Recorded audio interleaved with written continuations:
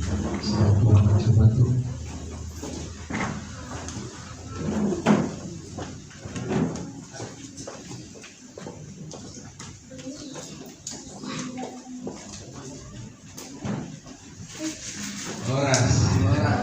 Salam. Haleluya, saya bersyukur bisa ada di sini, diberkati dengan puji-pujian saudara, kesaksian yang luar biasa. Ya, itu membuktikan bahwa iman saudara hidup, aktif, dan kita boleh menyaksikan mujizat bisa terjadi, saudara ya. Mari sama-sama kita buka Alkitab kita. Lukas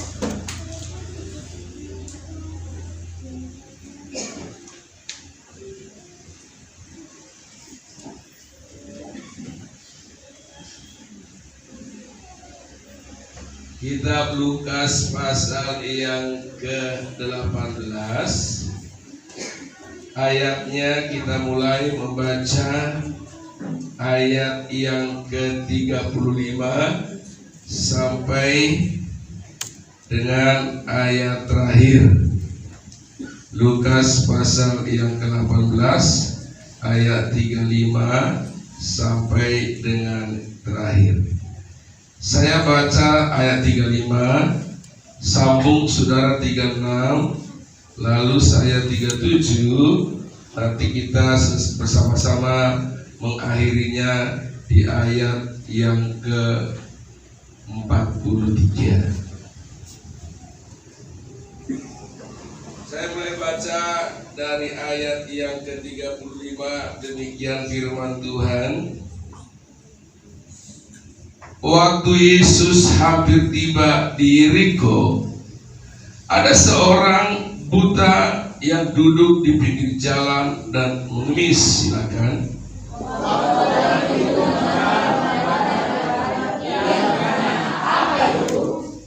Kata orang kepadanya, Yesus orang Nazaret lewat.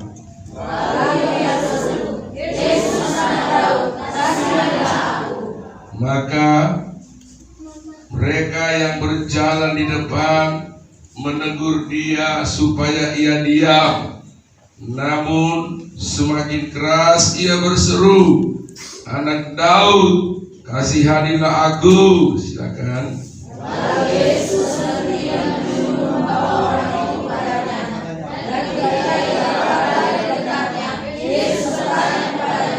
Apa yang kau kehendaki supaya aku perbuat bagimu? Jawab orang itu, Tuhan, supaya aku dapat melihat. Lalu kata Yesus kepadanya, melihatlah engkau, iman Tuhan menyelamatkan engkau. Bersama-sama, dan seketika itu juga melihatlah ia, lalu mengikuti dia sambil memuliakan Allah. Seluruh rakyat melihat hal itu dan memuji Allah.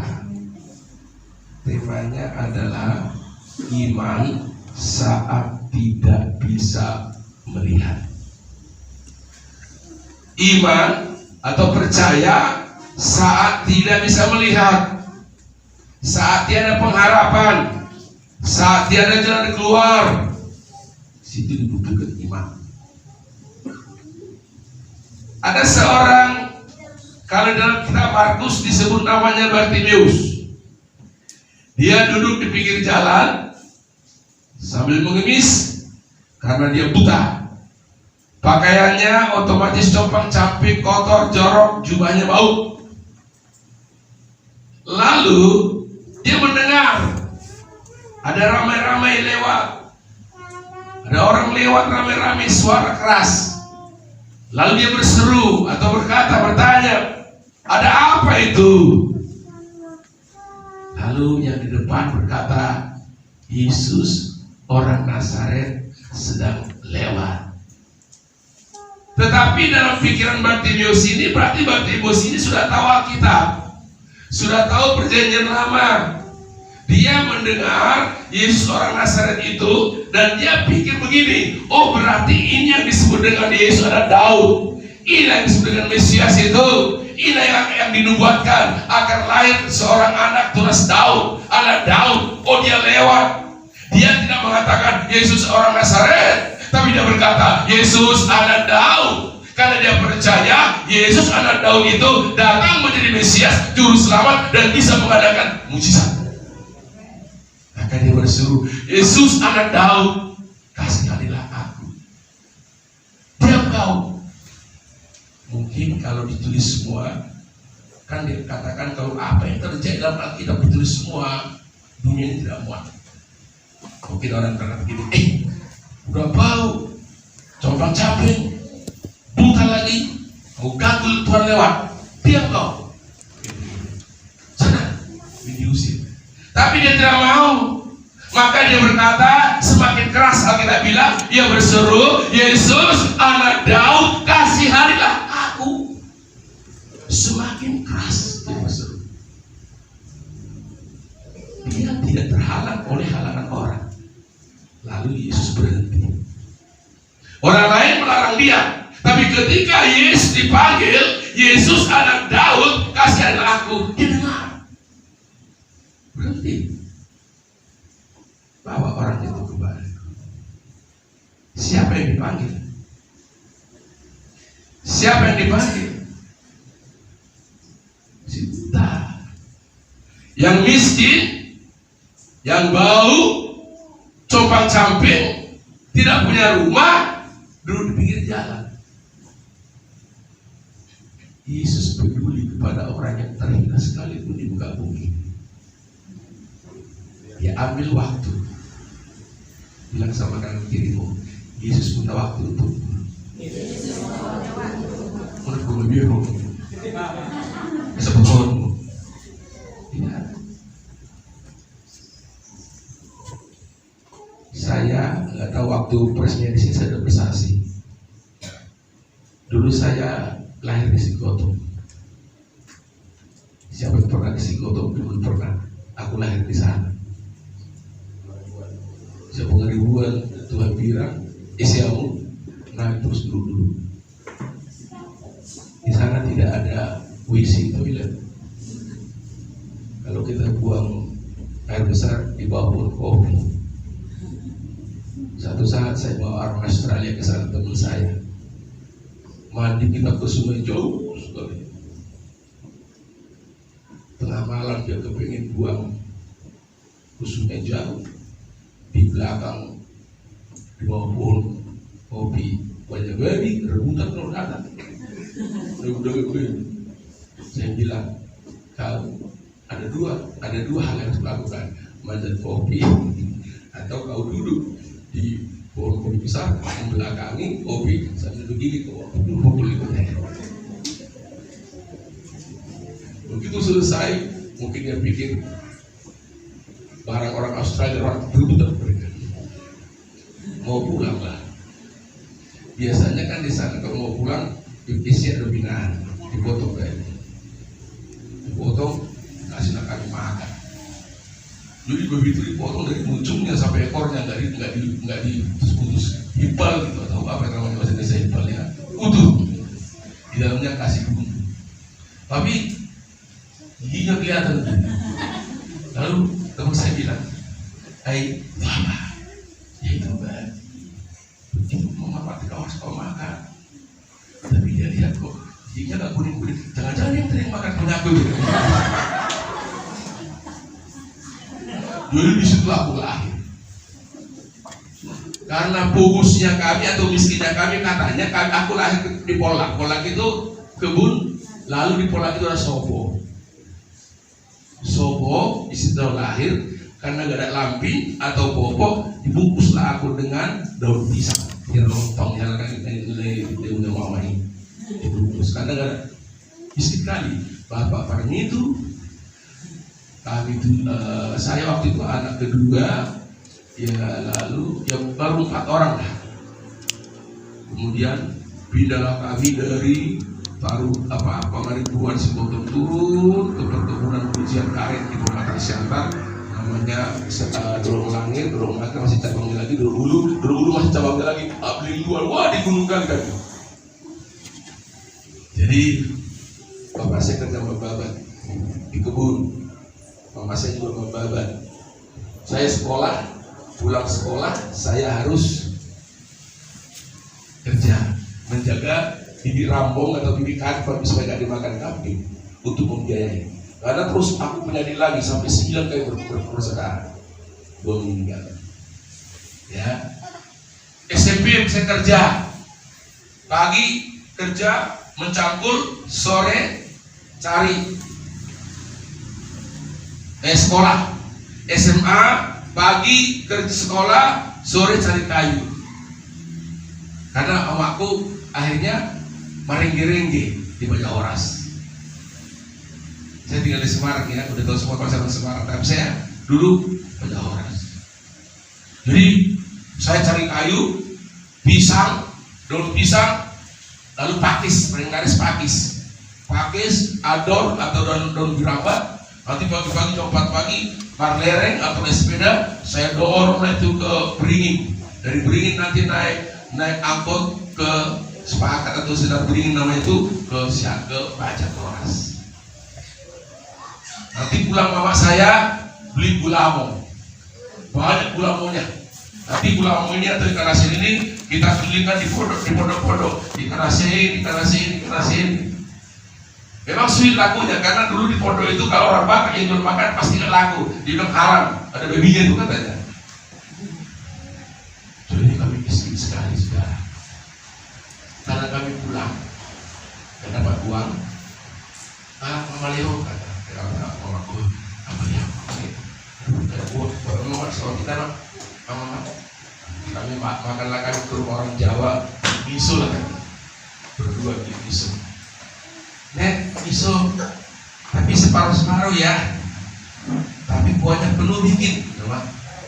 Jadi bawa saja, buahnya juga ya, habis dulu buahnya. Kau sudah pokoknya kita sudah kuahnya, udah kering, nek tambahin kuahnya sudah mahia, sudah kering. Pulanglah kita kenyanglah gitu sudah. Tiba-tiba satu hari mama saya sakit berat, bapak saya masih kulit tua. Bapak saya itu kalau pulang kulit tua nggak pernah malam, pulang pagi terus. Rumah satu itu judi. Terus kemana kau? Aku mau pergi, mama saya bilang mau ngadui hebeng atau cari uang supaya mama boleh rumah sakit. Bapak saya bilang, mau kemana kau? Mau bukan baru. Ngapain? Saya mau cari kerja. Dapat SMA saya nih. Nomor memang dolan kok. Tahu kemen. Itu adalah uang yang Rp10.000. Dulu satu piring nasi Rp50. Kalau pakai lauk di mana Pak? 100 kok malam makan nasi campur padang ini. Nanti makan 20 kali habis itu. Dulu saya dari Siantar sampai Pekanbaru, saya nggak punya uang, nggak ada ongkos.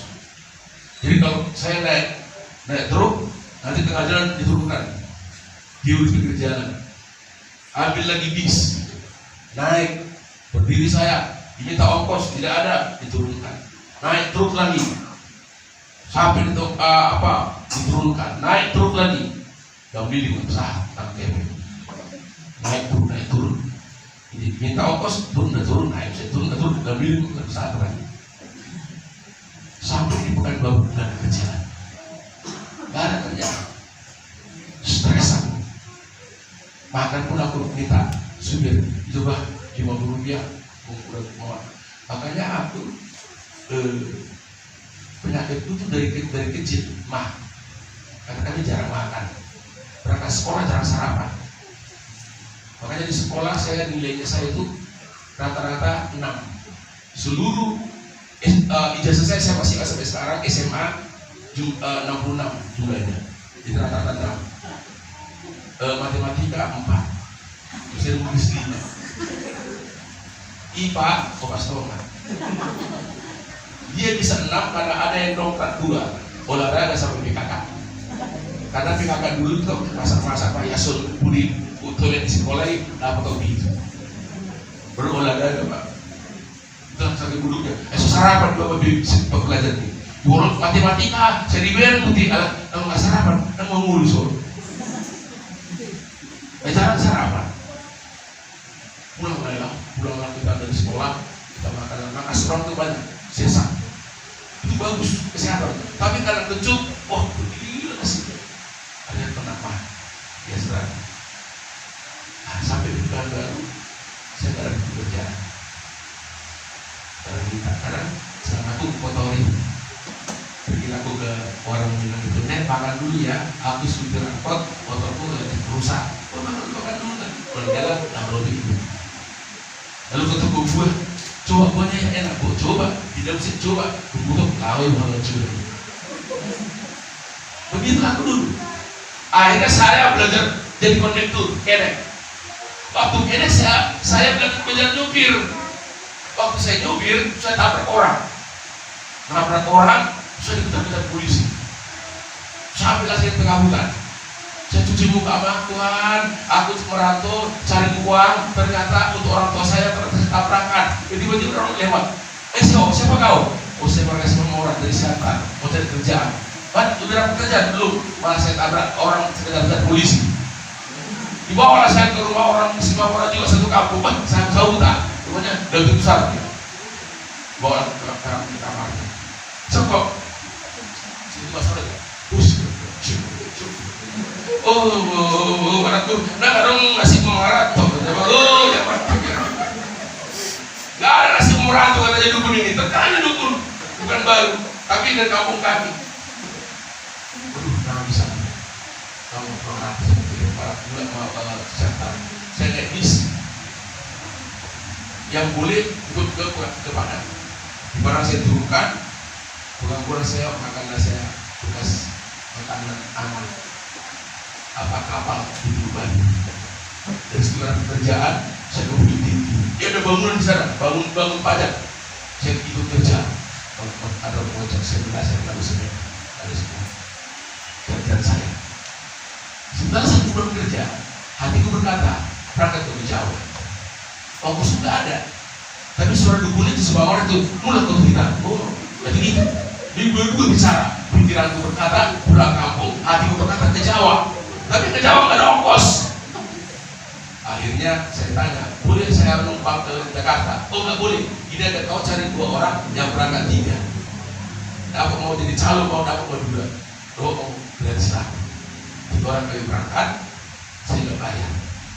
Tapi untuk makan di jalan uang ada sedikit. Aku untuk menghemat uang supaya sampai makannya itu ya nasi 50 rupiah saja. Itu aja. Kan kalau di sana warung Padang itu kita duduk disiapkan semua kan, mulai dari nasinya, ikannya, dagingnya, ayamnya, telur semua disiapkan di situ. Tapi nggak dibayar kalau nggak disentuh, kalau nggak dicuil. Tapi begitu hitung-hitungan, pada 50 rupiah. Tapi semua kuahnya saya buat nasi, kalau kuahnya tidak bayar. Jadi nasi dan kuahnya itu kan aku bikin, di sini cuma 50 rupiah kan sekali. Sampai nasi di Jakarta. Surabaya, rambut saya banyak, seragam saya pun jelek, pakaian saya pun jelek, usul saya, kawan punya rumah, teman saya yang saya ajak ini di bis ikut bawa saya ke rumah kakaknya, saya lagi nama sebentar, ditolak saya diusir, akhirnya saya lari ke Solo itu antara Jakarta sama Surabaya, lalu tinggallah saya di Emperor, di sebelah saya. Mulai berpikir apa betul kata dan buku dia gak ada nasi perantau. Udah saya lihat nenek itu juga dapat jatah 1 kilo 1 beras 1 kilo 1 kilo beras dari anaknya, jatah mereka dua-dua udah 70 tahun umur. Jadi ibu tahu keroyok makannya orang tiap hari kayak rasa gitu. Lalu saya keberanianlah mau pulang. Saya tanya, berangkat pulang ke Medan Siantar 35.000. Boleh ikut enggak? Terus saya pun nggak tahu dari Tuhan. Tahu bagaimana? Mana nih? Tiba-tiba ada orang turun dari becak. Dia bahasa Jawa, saya nggak tahu bahasa Jawa dulu. Mas, beri gereja Betel terputih. Akhirnya Mas, di sini gereja Betel di mana? Nggak tahu. Dia dengar suara aku, di Batak rupanya. Dia rapor saya, ayo Batak tuh ya. Wah, si Hotang lah, si Hotang. Rupanya dia si Hotang, bekas tukang tarik becak di Medan. Dia bertobat, dia sekolah teologi di Solo. Dia sedang menginjil di terminal, ketemu saya. Terus setelah saya dibawa ke gereja, didoakan, terima Tuhan. Ketika saya tidak bisa lagi melihat jalan keluar, ketika saya tidak bisa lagi berpikir, saya orang yang gelandangan, tidak punya tempat tinggal, Yesus menghampiri saya dengan seorang hamba Tuhan, dan dia doakan saya terima Tuhan. Saudara yang dikasih oleh Tuhan, percayalah, ketika dia lagi jalan keluar atas hidupmu, masalahmu, percaya sajalah, maka Yesus akan datang menghampirimu. Pasti itu. Karena si Mamora yang khotbah ini, saudara, tidak hanya sekedar teori, saya sudah menghadapinya. Di gereja saya diterima Tuhan, didoakan. Pendetanya bilang, si Mamora, kau datang ke sini tiap hari Minggu jam 8. Dan saya butuh tempat tinggal. Rupanya dia takut lihat saya. 2 minggu sebelum saya ke sana, dia pelihara orang Batak, anak muda juga. Disuruh pergi makan ikan, beli makan ayam, naik lereng, dia nggak pulang, lerengnya dijual. Saya bahas lagi pikirnya. Dulu selesai. Tapi jam 4 pagi di emperan rumah itu aku terbangun ke gereja kau. Saya pikir ke gereja. Katanya jam 8. Tapi udah berangkat aku ke gereja. Ketika aku berangkat ke gereja, mereka udah berlutut semua, haleluya, haleluya, haleluya, haleluya. Tapi kan di HKBP itu nggak ada seperti itu. Ya, saya juga di belakang lah, pernah ikut-ikutan itu kan, haleluya, haleluya, haleluya. Nah, setelah selesai, di hatiku bilang, sambung gerejanya, usahakui. Ada orang liper, ada orang 10 rupiah dan sebagainya. Saya kasih pendetanya, pendeta bilang itu berkat musim. Dia mau saya sama orang. Wah, bismillah, bisa beli sabun, bisa beli odol, udah berbulan-bulan kasih kaki hanya sekatan top panas kan sama odol. Waktu itu bisa beli odol. 2 pagi lagi saya ikut. Setelah 2 pagi bersihkan halamannya, meluas tidak bersihkan. Lalu pendetanya bilang, sih kelihatannya kau orang Batak yang baik ya. Ada Pak Om, gak disuruh kerja tapi rajin. Udah biasa dari kecil tuh aku kerja terus gitu nama. Ada yang bilang, udah mana tas bawa sini. Oh di rumah nenek sama Om, bawa tas saya. Jadi gereja itu, mimbarnya sini, udah di belakang. Bersihkan pulang gitu ya. Ya Om, upaya sih. Udah, saya pikir angkat barang dari kamar, taruh sini, kau tidur di kamar, pokoknya enggak. Ambil koran sini. Ya Om, istri kau tidur ya. Belum tidur. Saya tidur musik. Hari Sabtunya aku ikut doa puasa. Firman-Nya berkata, tanda-tanda ini akan orang percaya mereka mengusir setan-setan di namaku. Waktu aku di gudang, gak bisa tidur. Di kolom kamu. Di kita aku gak bisa tidur. Dong aku berdoa. Firman berkata orang percaya Yesus usir setan dalam namamu. Tapi malam ini aku gak perlu usir nyamuk, usir setan. Aku perlu usir nyamuk Tuhan. Dalam nama Yesus, nyamuk pergi jangan sentuh saya. Sampai pagi udah barat diharap. Gitu. Mujizat yang pertama mengusir. Jadi ketika kita membutuhkan, ketika kita kepepet bahasa Jawanya, ketika kita sudah tidak bisa apa-apa lagi, kita berseru. Yesus hadir. Yang luar biasanya yang kedua di sini, waktu dia dikatakan begini, hai orang buta, hei orang bau, diam kau. Apakah dia diam? Diam nggak dia? Akhirnya bilang apa? Semakin keras dia berseru, Yesus anak Daud, kasihanilah saya. Jangan heran, kamu didoakan di gereja ini, tapi nggak ada apa-apanya. Setan bilang, ada doanya. Atau orang bilang, jangan kau pergi, jangan percaya kau ke gereja. Lihat itu, ributan yang kerja di situ, hanya rame-rame aja, jangan pergi. Makanya kita minum, jangan.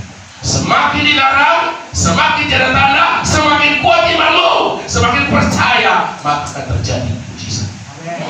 Jangan heran kalau saudara diundang doa atau doakan, tidak terjadi apa-apa. Biasa itu. Di situ dilihat imanmu kuat. Saya yakin begini saudara. Saya yakin pertama dia berseru, Yesus dengar, pasti dengar, karena dia sedang lewat. Tapi dia mau tahu, buat ada orang ini, berarti iman orang ini kuat sekali. Tahu saudara, semakin tidak dijawab, semakin tidak ada solusi dari masalahmu, semakin kuat kau beriman, Tuhan semakin salut kepada.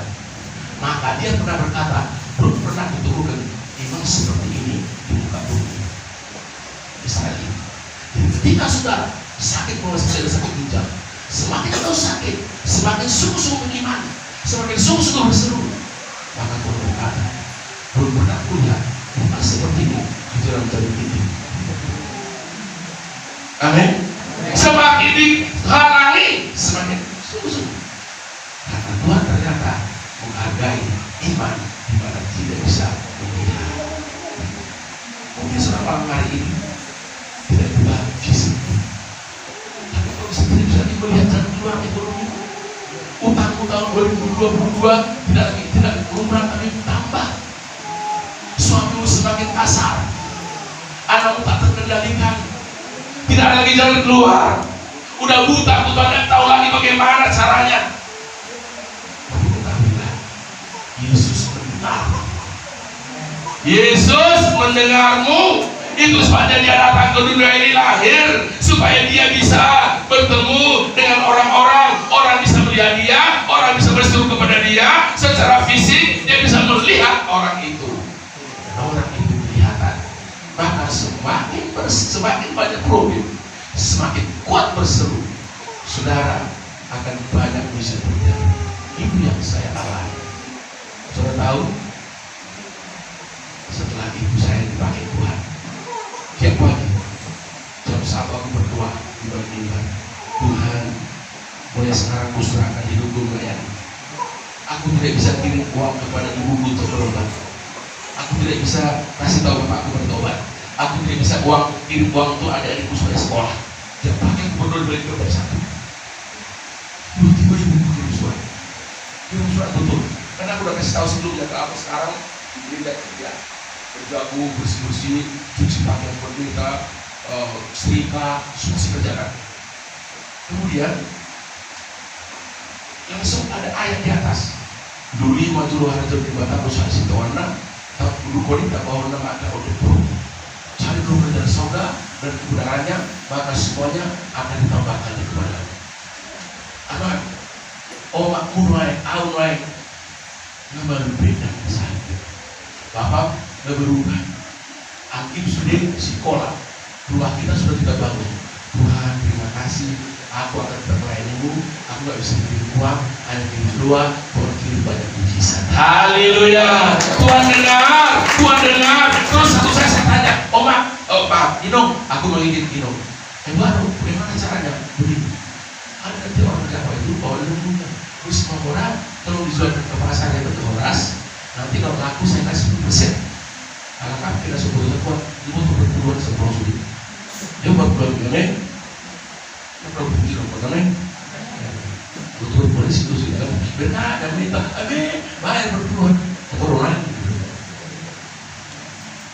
dikasih 10%, dibantu, lalu kasih kambing, terus dia bayarnya pusing orang, ini bayarnya ini, kalau dibeli satu rantai, dibeli mama saya ambil, laku, mama saya sudah saya ajari kalau jualan. Mama saya kalau jual di pasar Moras, biarpun bayarnya kritik-kritik, jam 6 udah habis. Bayarnya sedar-sedar, temannya jam 10 jam 12 belum habis. Caranya tahu nggak? Ada di sini jual bayam atau jual sayur lah. Oh ini tidak. Ini bapak coba dari air ini. Ini air bukan, yang mudah dibuka. Udah dibuka saya.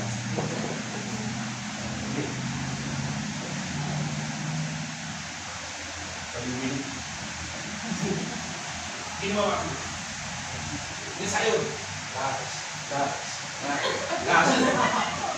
Ini coba praktekin. Begitu sampai sana, itu rebut akan habis kali dulu. Aku kaget. Aku ketawa kalau mak berusaha begitu. Minum ini udah. Nangis. Orang heran, terus mama kenapa banyak merasa ada kredit, apalagi kredit enggak? Ada beberapa di sini. Amin. Jadi kalau kalian berjualan, tadi yang bersaksi kena ginjal berjualan apa di pasar? Mana dia? Murah ya. Ayo bayar. Menangnya sih belum yakin dong. Juga kalah sama mereka. Oh, jadi diseram ya dengan pakai minyak. Nanti dilihat ini yuran, didoakan, laris semua, laris. Dulu dia laris itu. Waduh, aku bangga sekali Tuhan, terima kasih. Setelah itu, saya belum lagi sekolah, kita belum ke gereja saya, belum ke gereja desa-desa. Sekalipun orang-orang desa itu nggak tahu bahasa Indonesia. Banyak orang desa di Jawa nggak tahu bahasa Indonesia, harus bahasa Jawa. Biarpun kita berkhotbah keras-keras, haleluya, amin, mereka semua bilang amin, haleluya. Nanti ditanya di luar, biar khotbah nih, ini ada asal tuh sakit. Aku tahunya gini, ada apa dengan di sini. Saya undang Jawa-Jawa ini maju, orang tua. Ayo, siapa terima Tuhan maju? Orang maju. Ada cucunya jelaskan. Ikuti doa saya ya Bu ya. Terus terjemahkan, apa dia nggak tahu? Ya kurang jelas itu. Tapi kok saya katakan Tuhan dia bisa ikuti. Saya percaya. Yesus. Tuhan juga ikuti dia. Tapi ketika itu ini ku gatal, aku batuk. Dia juga jadi dia nggak tahu. Akhirnya saya belajar bahasa Jawa. Nah, sekarang saya khotbah bahasa Jawa sekarang di desa-desa. Kalau pas saya tulis desa, boros dari kaki nasi, mau kita akan bapak menikah terus itu bahasa Jawa tingkat tinggi namanya kromo inggil. Bukan kayak bahasa Jawa di kubur tuh. Piye kowe kabarmu rek tidak beranak aku sani. Ya, waktu bagus. Nah, setelah itu pendeta saya tanya, "Sip, kau kepingin jadi apa?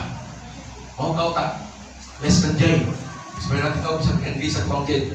Kau mau melakukan? Enggak, aku mau belajar bahasa Inggris, aku mau kuliah.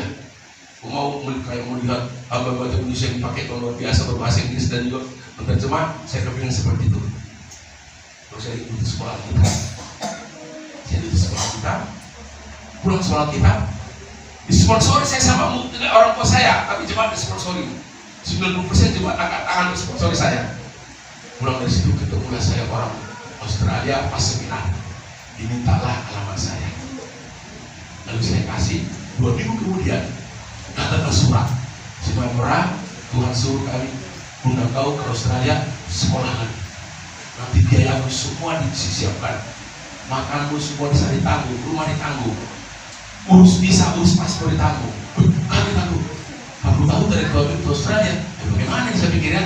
Kemudian saya tunjukkan pendeta saya, urus paspormu, urus visa. Saya urus paspor.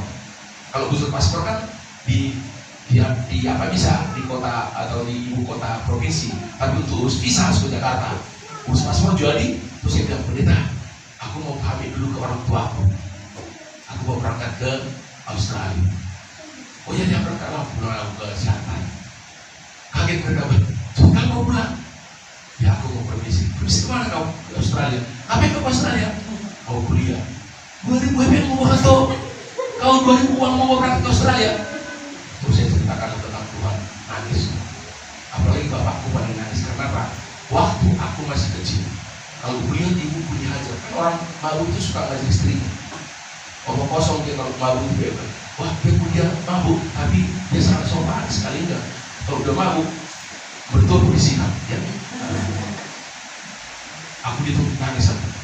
Kalau aku lupa buka pintu dihajar, kepala aku di bawah, aku di atas. Kalau saya bilang, nanti aku besar, hajar kau. Wah semakin dipukuli aku. Dan begitu saya ketemu dia, saya kasih dia, saya doakan, saya dulu nangis. Karena saya membalas penjaranya dengan kasih Kristus. Dia berubah total. Lalu saya bilang, lalu bapaknya terima Pak, berangkatkanlah, potonglah ayam dulu. Biasanya itu anakku berangkat, potong ayam. Pilihlah kata Nabi, waktu pertama. Berangkatlah saya ke Australia, kapal ke Jakarta urus visa. Berkurus, pakaian bekas jemaat. Pakaian besar-besar, kalau dikecilkan jadi jelek. Makanya saya waktu ketemu interviewernya begini, waktu mundur saya begini. Saya nggak berani begini, kalau begini karena celananya bekas besar-besar dikecilkan. Bagaimana hortor di semua jelek kali. Terus dia bilang sama orang barat, no, I don't think you can survive our country. Gak bisa kamu hidup di negara kami. Kan benar-benar saya jelek, bahasa Inggris saya, ayo, gak mungkin. Keluarlah sini orang. Terus saya jalan-jalan di jalan kami Jakarta. Aduh Tuhan, gak jalan berangkat, dari lurus, dari potongan 2 ayat, tersambung. Gak jadi. Tiba-tiba suara di hatiku, telepon Australia. Kan gak ada HP dulu, gak ada waktu. Saya lihat pada Telkom, saya kesana sini, apa boleh telepon ke Australia gratis? Oh boleh, namanya collect call. Artinya mana nomornya, siapa namanya telepon, dihubungi sana. Ada semua orang mau telepon, kau mau bayar di sana nggak? Oh mau bisa telepon. No visa, they don't believe me. Mereka nggak percaya saya bilang. Beberapa hari kemudian datang orang Australia, temui saya, kedudukan, menghadap kedudukan, dia bilang, we are responsible for his right to live in Australia. Itu bahasa Singapura. Kami percaya kami akan bertanggung jawab selama hidupnya selama di Australia. Wah, kita datang aja dengan keluar dari saya. Orang kasih tahu ini. Berangkatlah. Lalu berangkat aku dari Solo. Itu ke Perth itu Australia Barat. Terus harus lewat dari Solo ke Bali itu butuh waktu 15 jam naik bis. Ada orang bilang, hati-hati ya sih, di bis itu banyak copet. Kan harus ada uang 50.000, namanya fiskal. Fiskal itu izin keluar negeri, bayar pajak. Kalau hilang fiskal uangmu, hilang paspormu, gak jadi berangkat. Makanya pakai 3 celana, satu masuk, yang satu masuk dulu, masuk uang, masuk paspor, baru masuk satu lagi. Umpamanya ada uang copet, nah dicopet, nah masuk kan hanya 2 saja.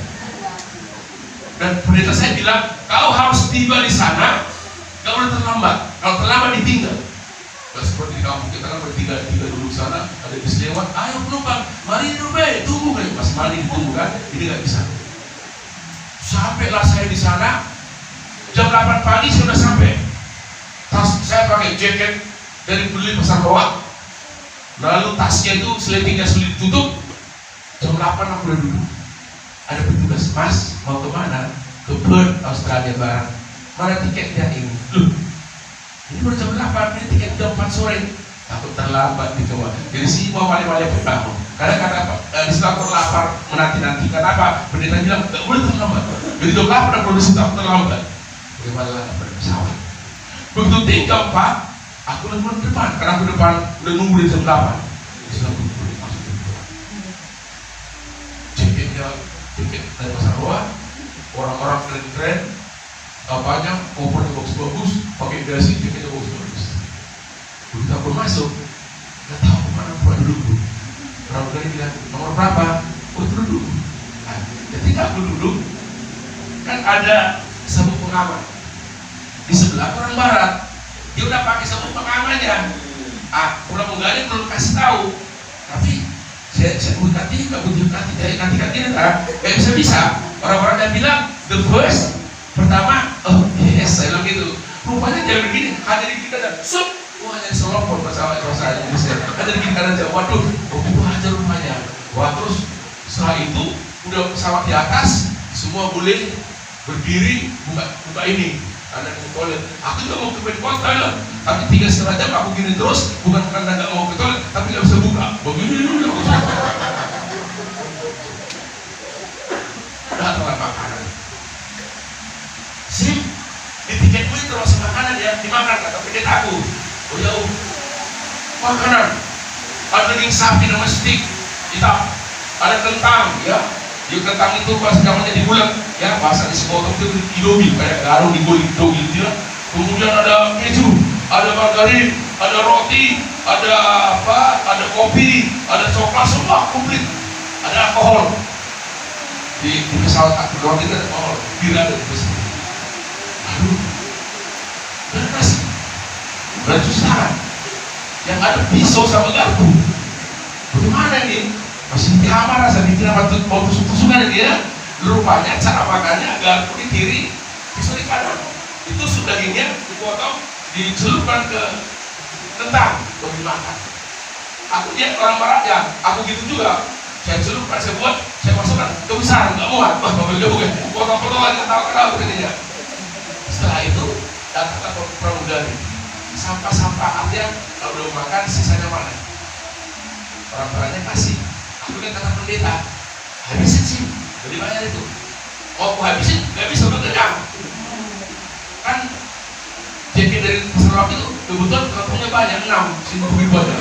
Masuk ini semua, masuk lagu ini, masuk keju, masuk margarin, roti, masuk semua. Agak gemuk dan dia mau kerja sampai di Australia berjemput aku. Semua aku tangkap tasku. Oh jangan, biasanya atas orang atas ya kan aku agak bingung. No, kata kamu tahu kami buka pintu, please gitu, mewah mobilnya.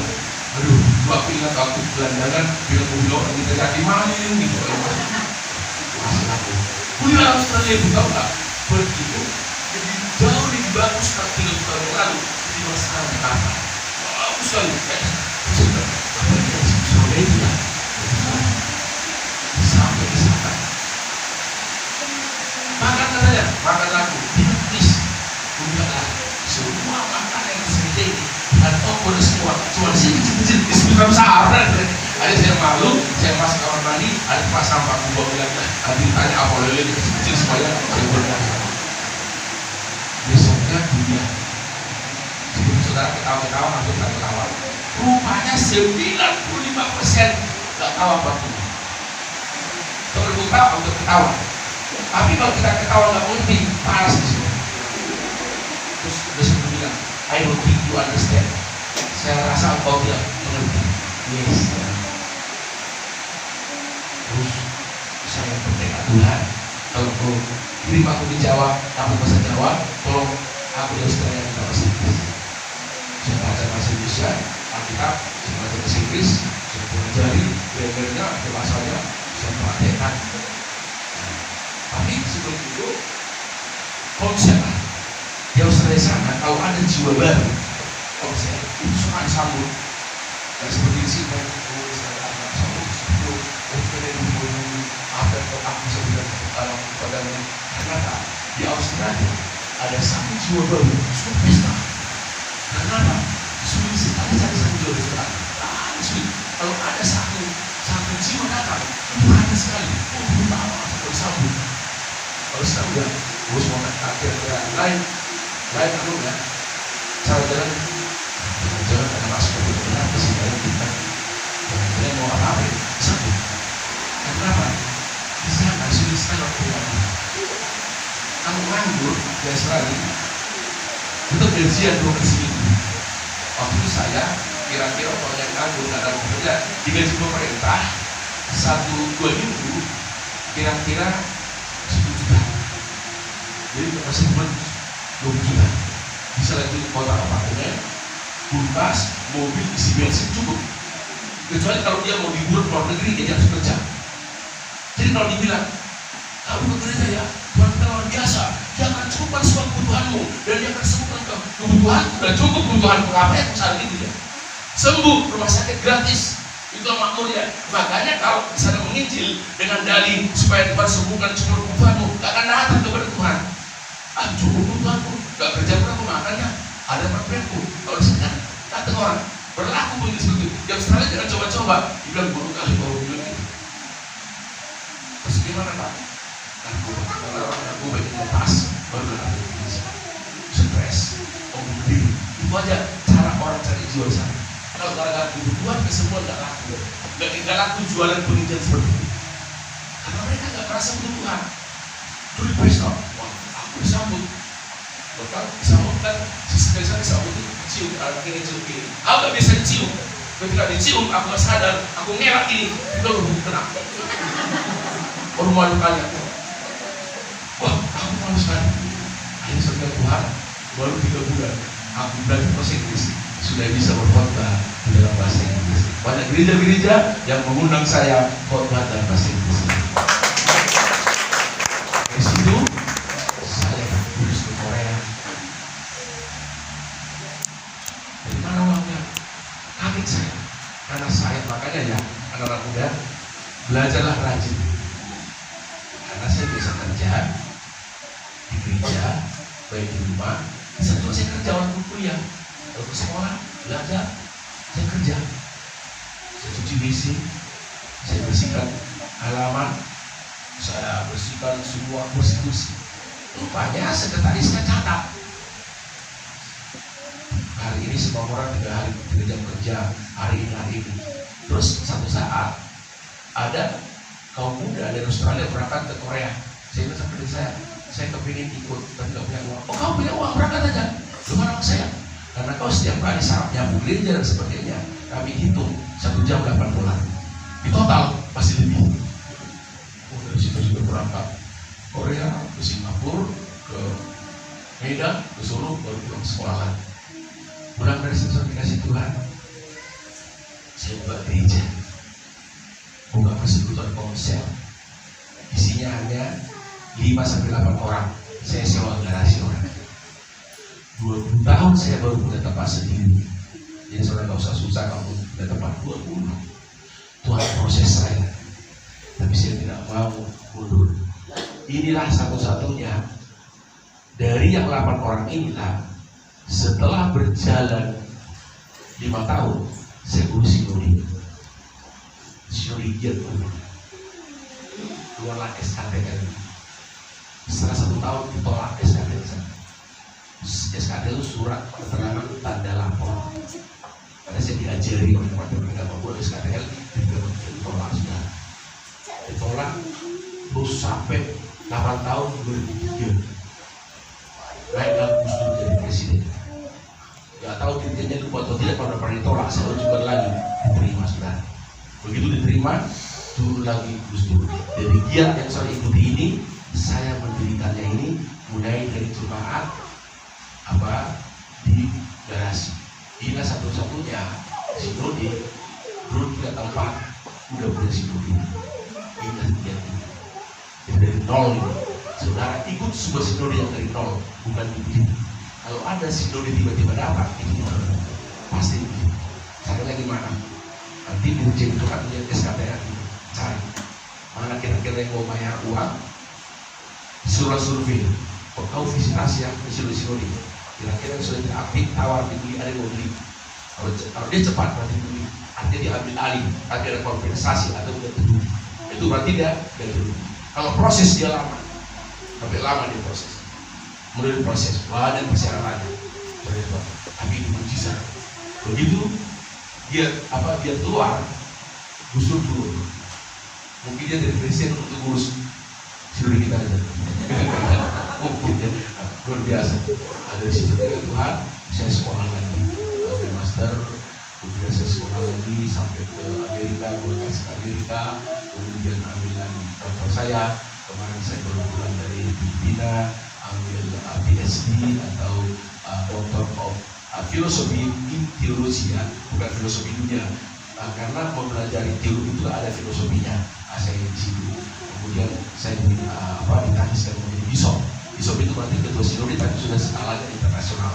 Dikenal. Jadi nama saya sebagai bishop sudah terdaftar di organisasi bishop dunia. Saya terdaftar di situ. Kemudian seperti Tuhan. Anak saya kemudian di Amerika, ada S2 sekarang. Bulan Agustus lalu saya sama istri berangkat yang biaya anak saya untuk wisuda di sana dia. Dia sudah dapat 2 sarjana teologi sama bisnis, Bachelor of Business, sarjana bisnis. Sekarang ambil S2 lagi sebagai Tuhan.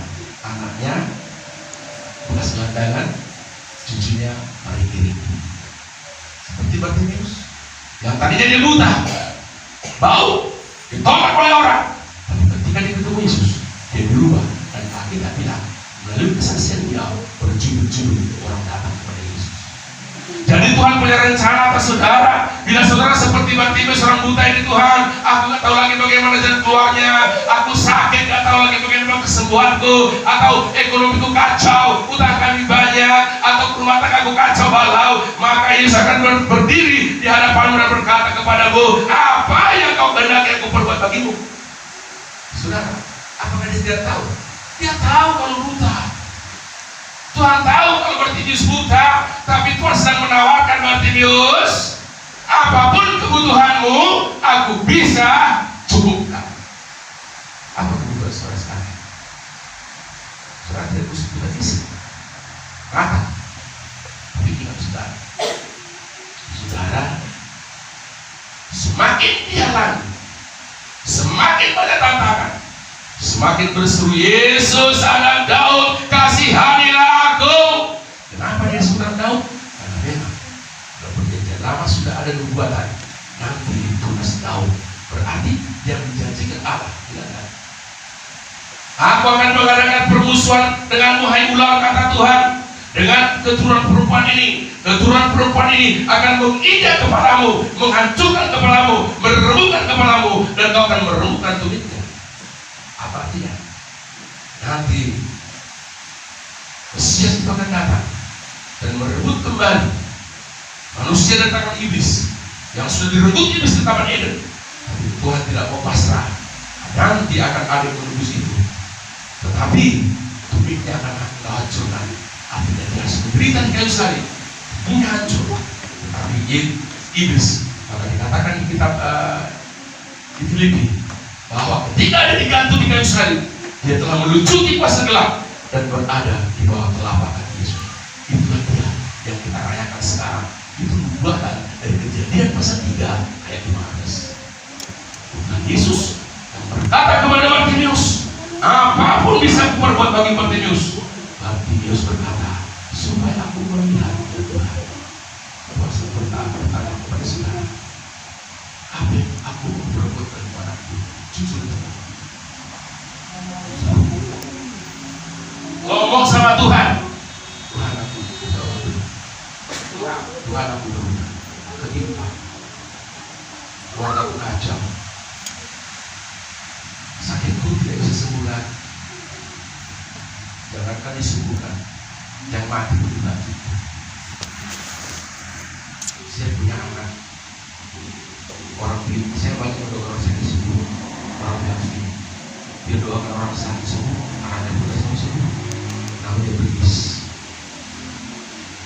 tinggi, badannya bagus, sehat, tapi kena epilepsi.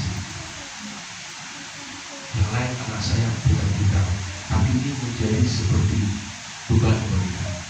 Karena saya nangis setiap malam bagian yang dijauhkan orang egois itu. Sorry guys, umur belum 1 tahun, ada mujizat juga.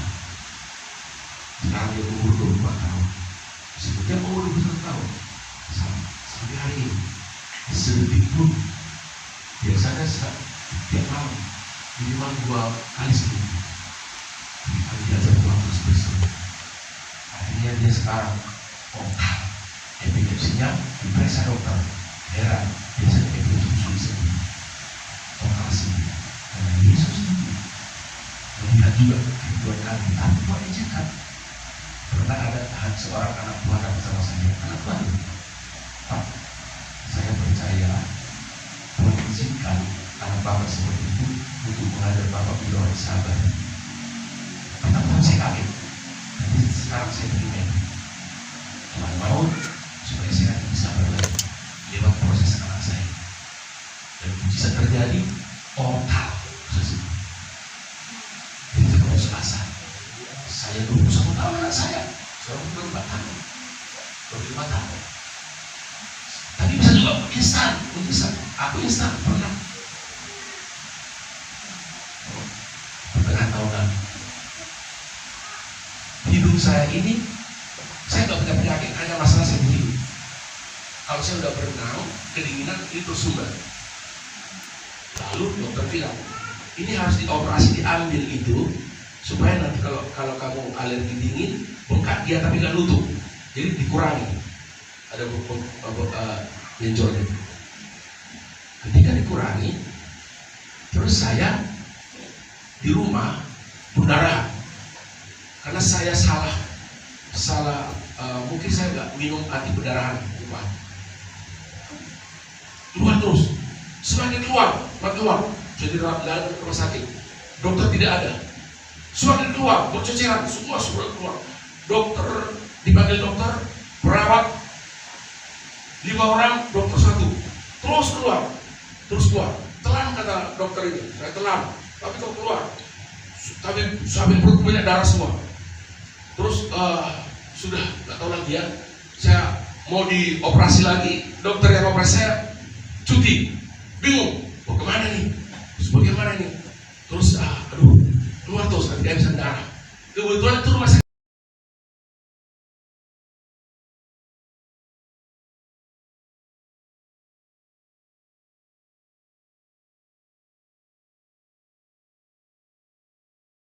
saya, terus saya berdiam diri, dokter semua bilang berdiam diri, baru saya bilang gini, dalam segala keadaan aku percaya Tuhan Yesusku hidup. Berhenti langsung. Dokternya kayak gitu, udah berhenti. Sangat kepepet. Instan. Ada masanya Tuhan akan mujizat. Dan bisa. Tapi ada masanya seperti yang saya tadi, Tuhan izinkan saudara supaya sungguh-sungguh dulu, supaya jadi orang yang lebih sabar, atau mungkin ada rencana Tuhan lebih besar. Karena apa? Semakin besar proses, karena ada semakin besar di depan.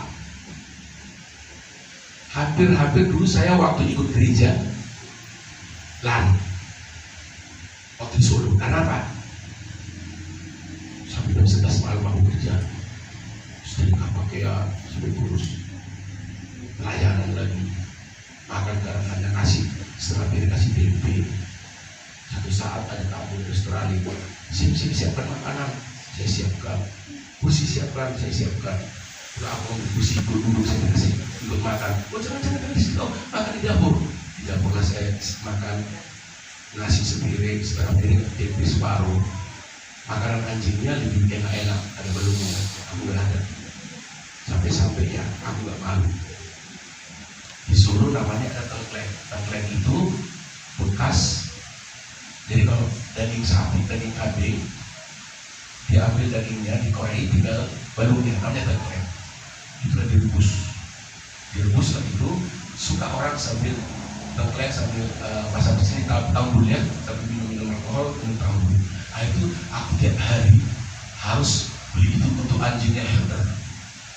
Dan mati di jalan, anjing makan daging kambing, aku tempe gitu. Karena aku dulu di pinggir jalan, tak ambil satu-satu, itu haram. Soalnya situ nih bang, hari aku mau lompat dari lompat pagar, lintas, mau lari aku bilang, aku dari teman bilang lagi lah, hatiku bilang jangan, bertahan, langsung aku bertahan. Pulang ke Australia, pendeta aku panggil saya, sip, karena pendeta saya begini sudah, kalau saya nyapu, pasti pendeta saya datang ke gereja, dia di kursi, sip, katanya mau jadi pendeta, nyusun kursi aja benda mati gak teratur. Bagaimana kau mau ngatur manusia benda hidup yang banyak nama ngaloi yang melawan?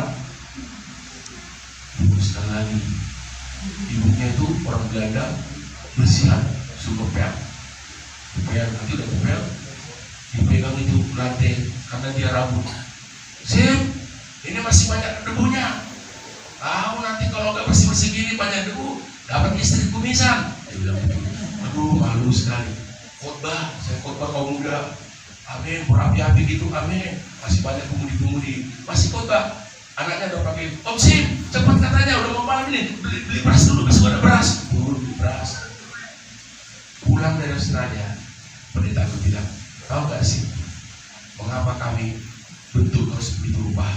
Kami gembleng kamu, supaya kau menderita gajah. Karena Tuhan punya rencana besar untukmu. Kau gak dapat menyerah. Aku bersyukur untuk aku digembleng. Di terus lagi gembleng Tuhan, berarti lupa ada rencana besar bagi pendeta yang berdiri depan saudara ini digembleng Tuhan. Sudah 20 tahun kejadian. Bekas anak kebun, lahir di gunung, dibungkus daun pisang. Saya baru pulang dari Filipina, dari Amerika, dari Korea. Di Korea, saya diberkati Tuhan luar biasa. Menurut saya, Korea itu lebih makmur daripada Amerika. Di Amerika masih banyak orang mengemis. Di Amerika veteran, bekas perang Vietnam itu dari pelatihan jadi gelandangan. Di Korea tidak ada mengemis, tidak ada sakit-sakitan. Begitu masuk Korea Utara, kacau. Terus salah satu pembicaranya bilang begini, tahukah Anda Mengapa Korea Selatan makmur diberkati Tuhan? Karena orang Korea Selatan mengutamakan ibadah. Nomor satu ibadah. Hari Minggu saudara akan lihat serada toko buka. Gereja, satu gang ini bisa 10 gereja. Mana-mana gereja. Semua diberkati. Waktu kami apa? Seminar, ada yang antar jas. Kalau dingin kan, ada yang antar randal, ada yang antar sepatu, ada yang antar celana. Suatu saat, saya mau pelayanan, saya mau beli jas, saya lihat banyak jas, saya ambil jas. Saya pakai itu bagus kan. Saya suka jasnya. Kalau lihat orang barat pakai seperti itu, senang sekali saya. Dia warnanya coklat, terus titik-titik hitam. Saya ambil, saya pakai. Saya selfie. Wah, saya senang sekali dia. Rupanya ibu pendeta lihat saya dari jauh. Dikejar saya. Kita dulu. Buka. Kenapa sih bilang? Itu perempuan gitu. Oh ya.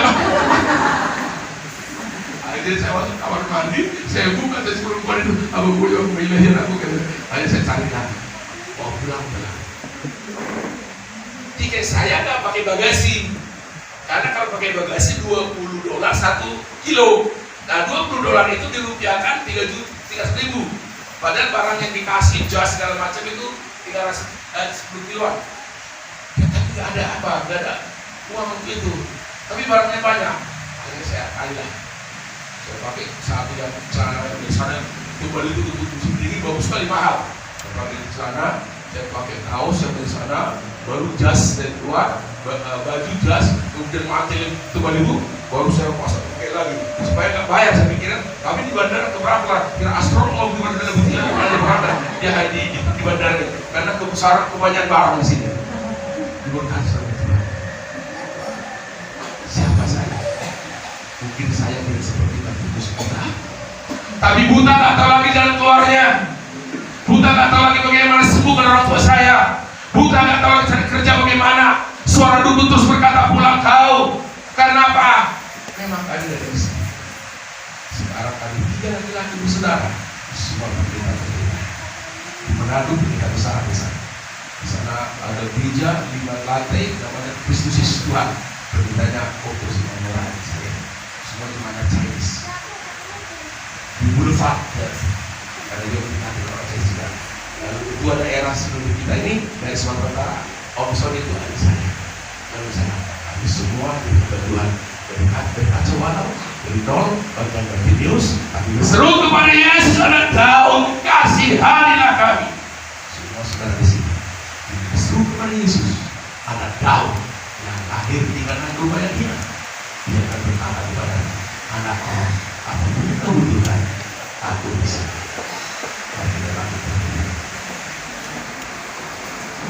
Kita berdiri di hadapan Tuhan. Mari pemimpin pujian dan pemain musik kita sembah Tuhan sebelum kita berdoa.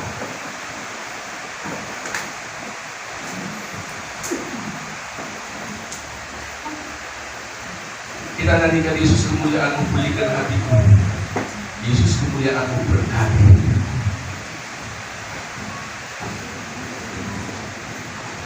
Haleluya Bapa, terima kasih.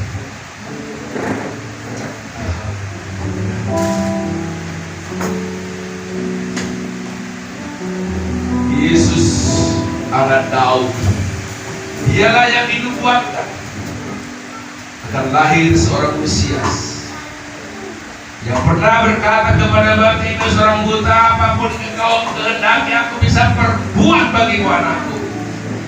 Sama hari ini juga dilihat Pak Saudara, dia bertanya kepada saudara, dan dia pasti bisa melakukan. Yesus kemuliaan.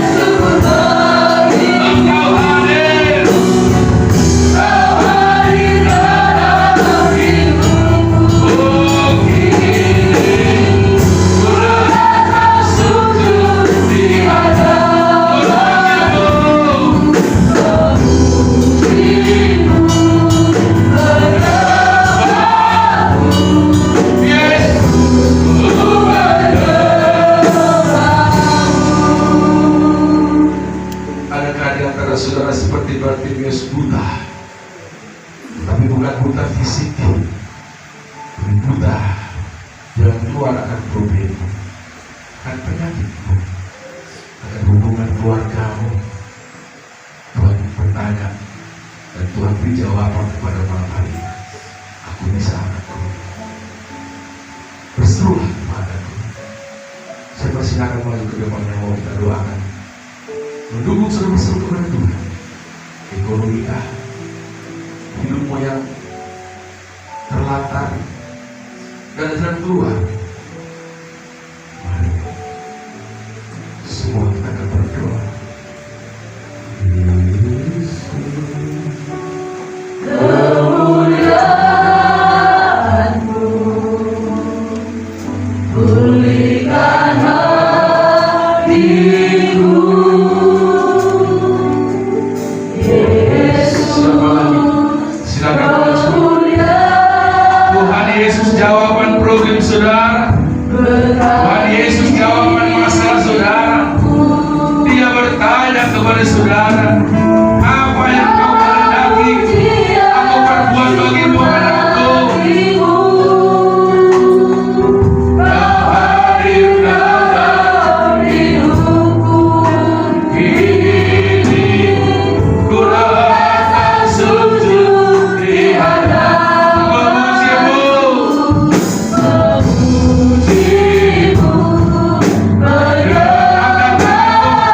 Silakan di depan angkat tangan.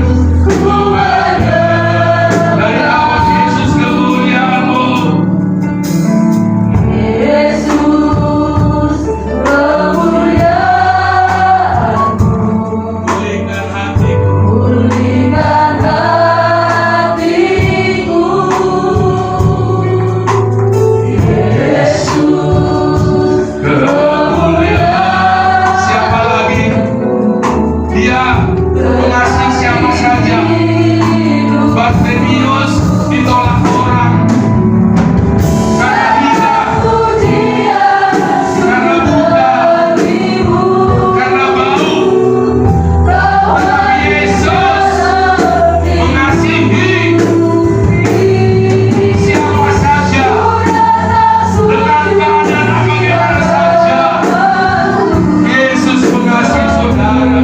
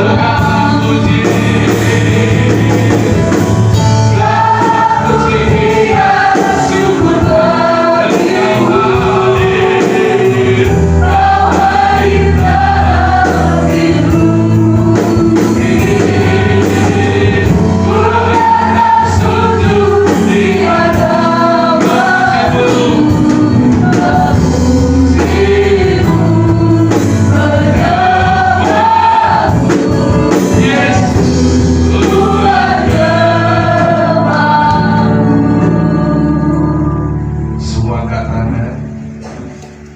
Tangan kanan terangkat, tangan kiri letakkan di atas hati saudara atau di atas dada saudara. Mari katakan begini, ulangilah perkataan Bapa, tapi bukan mengulangi yang penting, dari hatimu keluar. Katakan, Bapa di sorga, Bapa di sorga, terima kasih buat Yesus Putramu yang lahir melalui keturunan Daud, yang disebut tunas Daud, yang disebut anak Daud, Sang Mesias. Saya percaya Dialah juru selamatku, Tuhanku yang telah menderita bagiku, mati terkubur, bangkit di hari ketiga, menderita di kayu salib, dikubur dan bangkit untuk keselamatanku. Terima kasih Yesus.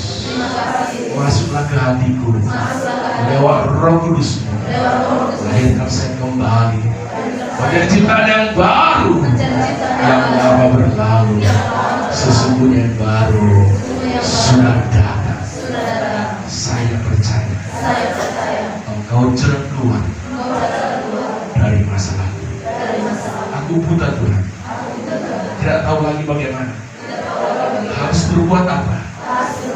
Bagaimana aku Tuhan melihat jalan keluar dari masalah ini. Aku serahkan kepada Tuhan Yesus. Saya mohon tanpa Engkau, lihat hatiku Tuhan. Saya menderita, saya katakan, tapi saya percaya Engkaulah solusi dari segala masalah saya. Haleluya. Haleluya. Berikan pujian akan penyembahan semua firman Tuhan. Puji syukur.